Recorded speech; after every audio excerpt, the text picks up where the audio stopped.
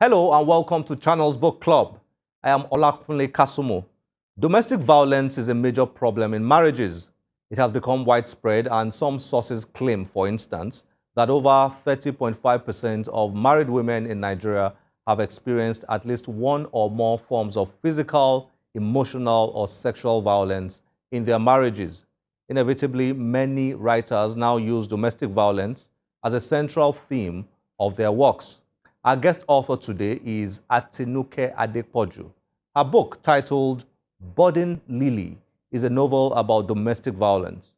It is a compelling read that deftly paints the picture of the horrors of domestic violence while also providing the entertainment expected from a fictional story. Atinuke joined us to discuss her book and things related. Enjoy this.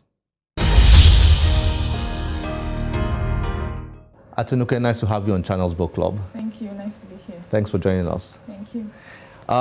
Budding Lilly, this is your first novel, right? Actually, What inspired you to write this? okay. I actually started writing when I was in 400 level. I studied English, so I wanted to write something. But before then, I'd been writing short stories and plays. But I was going to write a short story as well. So I told a friend, and he was like, hey, instead of writing a short story, why not just keep writing every day? And before you know it, you'd have a novel.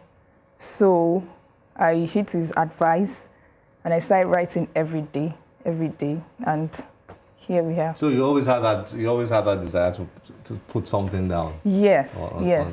To write something. Yes. Wait, but I mean, clearly you are a writer on a mission. I always observe that classification. Okay. Especially when it comes to fiction. Okay. You know, when I'm reading or I'm talking to authors, I'm always wondering, hey, is this the pure entertainer, or hey, is this the writer with a message? Okay. You know, writers with a message have a theme that they want to send out. You know, a theme they want to write about. Okay. Like in your own case, domestic violence. Yes. You know, and all that. So, but pure entertainers just want to write a story that you just enjoy reading. They're not too bothered about. But reading this, I noticed that you are a writer with a message. Okay. And the story I found to be really powerful. Thank you. What led you along this path? Okay, I would say when I was in school, then I used to have a neighbor. They were always fighting, like every now and then, and it got to a point. Were they like married or something? Yes. Okay. They were married. It got to a point we could not even intervene. Like it was almost every day. So while I was writing, I was not going to write about domestic violence actually, but I think that just shaped the writing. And I started writing along that line. But when you were writing, you were getting close to them. Yes. And you always observed the fight. Yes, yes, Was it yes. violent? Was it physical? Or just verbal? Very physical. Like physical. And it was almost every day. Whoa. Yeah. So that then, I mean, you couldn't, that kept interfering in your writing. Exactly. And then the domestic violence thing. Yeah, exactly. But okay, there are two angles here, Okay. which I would like you to talk about. I would like you to talk about the story in itself. Okay. I found the story, on the one hand, the plot was exciting and entertaining and all that. But the message of domestic violence, on the other hand, was very strong and almost always interfering with the entertainment bits because Okay. I mean, it will bring tears to anybody's eyes, really. Yes. So, tell me about how you manage to balance both together. How do you write with a message in mind, and yet you want to keep, you know, your reader entertained throughout? Because this is fictional, right? Yes, it is. Well, maybe because I've read a lot of stories, and at some point, if it gets boring, I just drop it. So I didn't want that to happen to this book. I want people to get the message and as well enjoy it. So they don't start and just drop it there. it's kind of boring, although what is inside is actually real, but it's boring. So I just managed to put the two together while they are reading. Let them enjoy as well. Well, Yeah. Atinuke, you're a single professional, is that correct? Yes. You're a banker. Yes, I am. You need to help me out here. How does that how does it work out for you? Writing a story is very difficult. I mean, you've got to, or maybe it's not. You tell me. I think writing a story while you are working, morning, afternoon, you're working. Right. How do you sit down to write? How did you write this? Well, like I tell people, writing is not so difficult for me. It's not. No. The only thing I just need is my system. Once I have my system, once I start typing, because I type, that's all. I just need to read the last part where I stopped, and I pick up from there. You wrote about a marital situation. And I'm not married, right? You wrote about a marital situation so expertly. Richard and Lily. Lillian. Okay, maybe for those who are out there. Okay. Young married couple, no children. No. The man began to physically assault the wife. At some point in time, the reader is confused. Does he really love her or not? In the real world, we say no, because once you physically assault your woman, you don't really love her. But I mean, the plot, Richard kept saying he loved her. Yes, and then he will, yes, and then he will go ahead to violate her and all that. Talk to me about this. Writing this as a single lady. Okay. What was it like? Okay.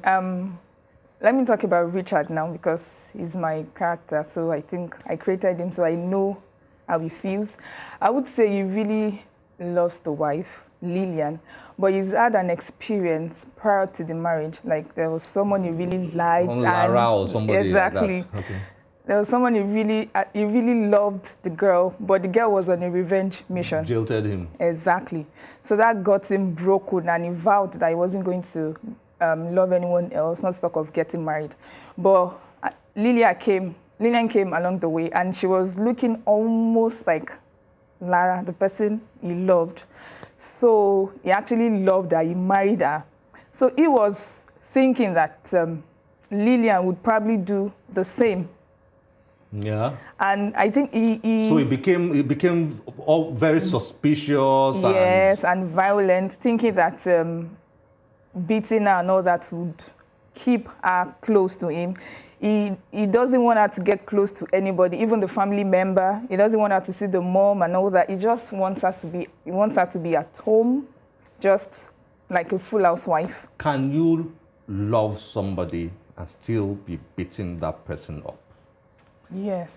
I struggle with that in my head, because that's a character, the Richard character. Yes, that's and I kept asking myself, can you love somebody and keep beating the person up? It's possible. It is? Yes, especially with that couple I told you about, living when I was in school, my neighbors.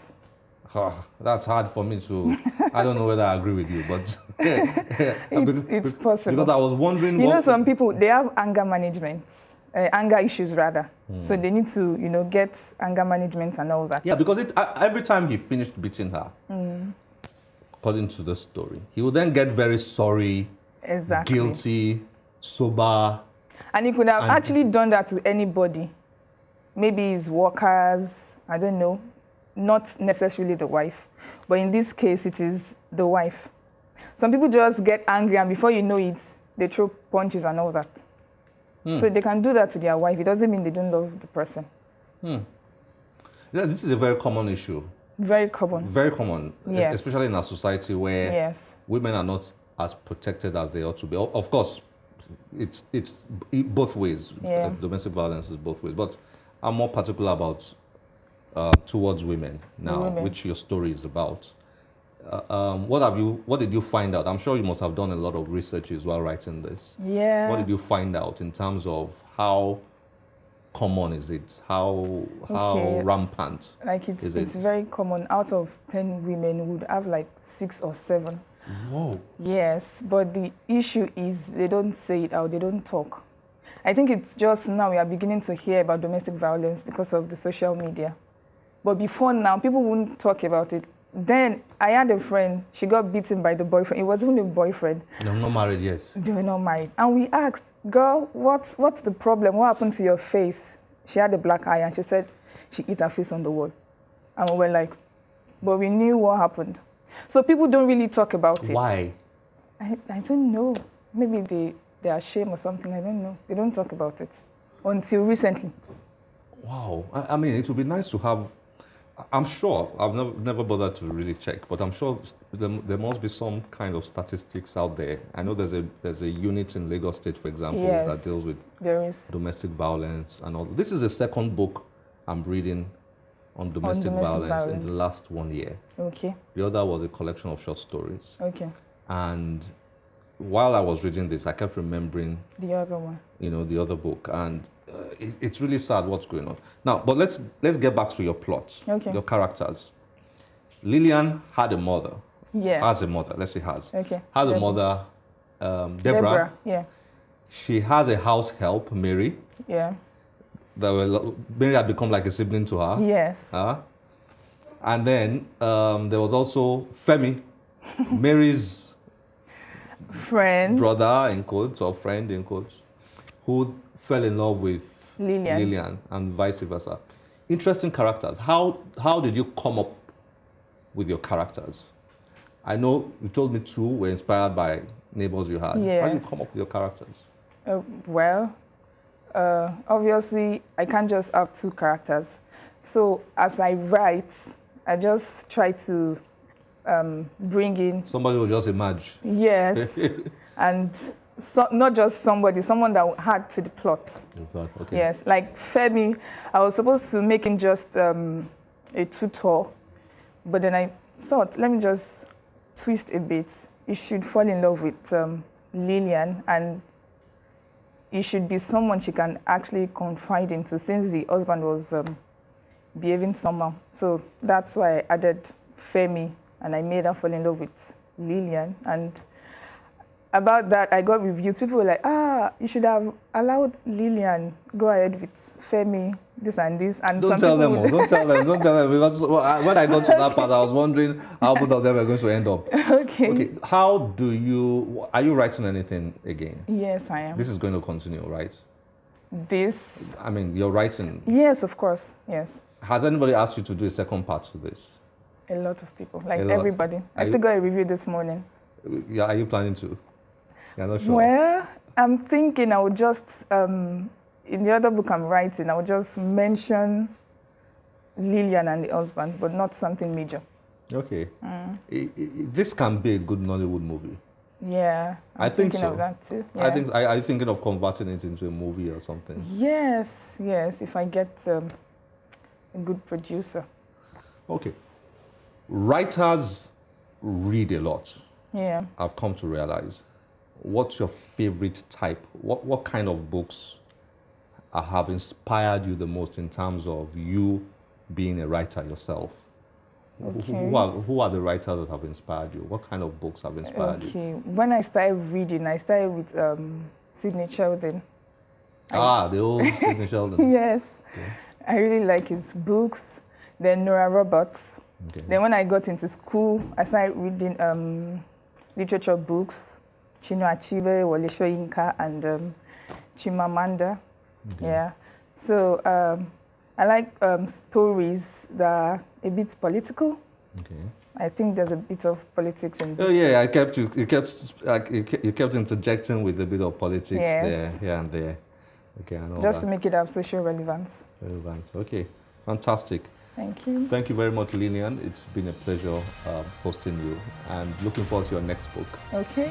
Thanks for joining us on Channels Book. Thank you. Thank you for having me.